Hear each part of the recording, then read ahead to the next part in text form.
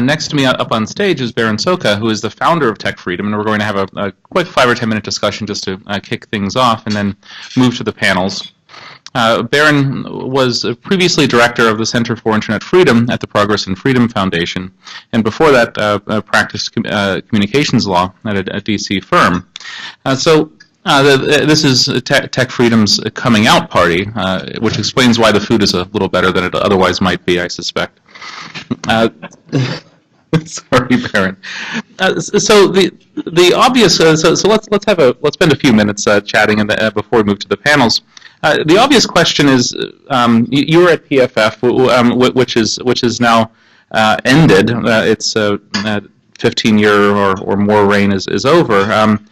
Is TechFreedom a successor, a spin-off, or something entirely different? Well, I'll be continuing the work that I personally did at PFF, and also a lot of the work that I did with some of our adjuncts, many of whom are here today.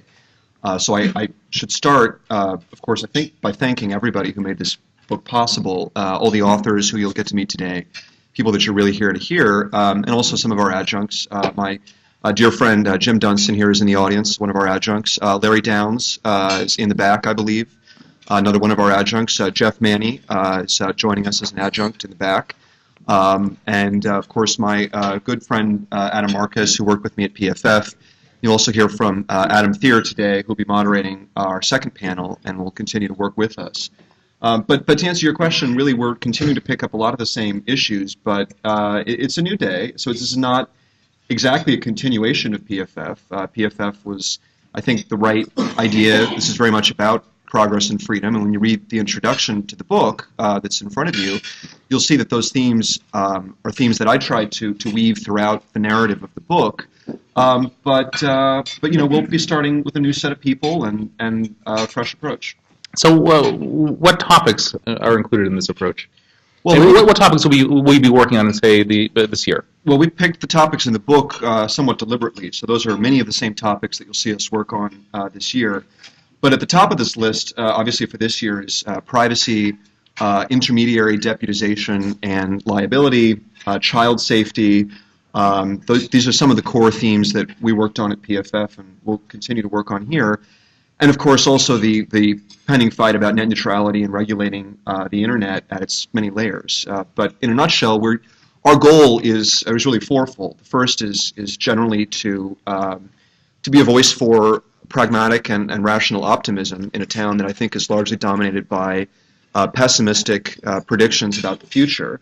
The second is to highlight the costs and dangers of regulation, both in terms of lost innovation and also the dangers of regulatory capture. Third is to highlight what we would find to be the least restrictive, least invasive means of dealing with real harms. So we ask in a particular case what the harm is and how can we best deal with that. And then the fourth and final thing, which is really dedicated to this event, is facilitating dialogue. I think there's a great need for more of that in Washington that's done at a level that integrates both the deep philosophical, economic, legal underpinnings of all these debates, but also ties them into very concrete issues. So to answer your question, Declan, you'll see from us this year a series of events, some of which will come out of this book. So there'll be topics like search neutrality, whether the internet has changed economics, privacy, whether the internet can help to democratize countries such as we've seen in Tunisia. But you'll also see a number of other topics that are not really covered in this book, and those would be things like privacy, obviously coming up pretty quickly. We'll have a panel in February of people including Larry Downs, one of our adjuncts, who've actually read the FCC's net neutrality order and can talk about it in some detail. So I think the panel's here in D.C., I take it? Primarily. We also plan to have events out in San Francisco, and in particular may do something in relation to the ICANN 15th anniversary event in mid-March in San Francisco. So I wanted to go back just briefly, because we have to start the panel soon, to your point about optimism, which is something that really is, I now live in Silicon Valley after spending a decade in D.C., and it's something that is just prevalent. It's part of the fabric of the Silicon Valley culture, thinking. I live near Sand Hill Road, which is where VCs invest based on this principle of optimism. And it seems like you're positioning TechFreedom, or your vision of it, as a counterweight to the Berkman Center, Larry Lessig, Jonathan Zittrain, Tim Wu, some of whom contributed to this book. So if they're the pessimists, you're the optimists. Is that right? Yeah, I think so. I mean, those are all people that I like and respect deeply, and Tim Wu is my internet law professor. But I do think, as you'll hear from Adam Thayer today in the first panel, I do think that there are two schools of optimism that we are aiming to counter. And the first is a pessimism that we're aiming to counter. The first sort of pessimism is pessimism about technology itself. And you know, at the extreme end, that's a Luddite form. And there are some people that are more restrained. Andrew Keene, you'll hear from today, is very skeptical about technology.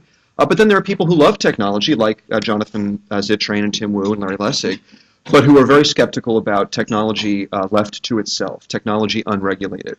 And our voice, and this is what you'll hear from Adam and myself and us going forward, is that technology is never left entirely to itself. There are always other forces at work that help to discipline the evolution of technology, that discipline even large companies and companies that seem to have great market power.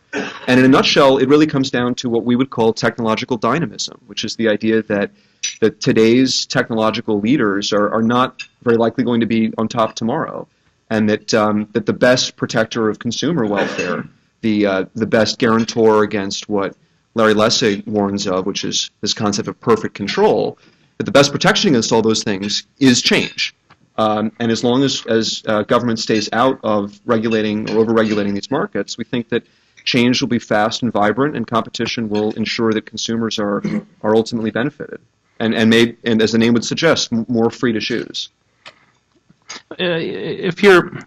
So when you're skeptical of regulation in a pro-progress direction, does that mean that you're saying that market forces, that consumer choice, consumer whims even, or existing regulation or state law will provide a non-federal government regulatory solution, or are you thinking of something else?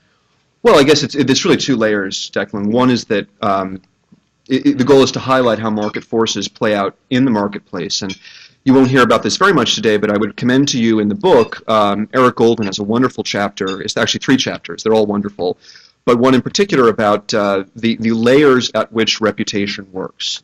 And I think that's a very important dynamic for understanding how markets function, and understanding in particular how the internet can make those sorts of marketplace forces work better to discipline companies. That's one layer. And then the second layer is that there might be occasions when government really should intervene to protect people from real harms. But again, our suggestion is that the government should demonstrate that there is a real harm, that the costs don't outweigh the benefits of intervening, and also that the way that the government has chosen to intervene is really the least restrictive alternative. And so in that sense, you'll see us continuing the very same theme that Adam Thayer and I have been hitting on for the last few years, which is empowerment, education, enforcement of existing laws. I think our time is up for this intro session. You mentioned Eric Goldman, and I just talked to him in the audience, and he said reminded me that he has a Section 230 conference in a month or two in the Silicon Valley area, and that Judge Kaczynski is going to speak. So that might be interesting. That date is March 4th. Thank you. And he also reminded me, since I had forgotten, that Judge Kaczynski was very skeptical of 230 and 2 opinions. So I think it's time to move to the first panel.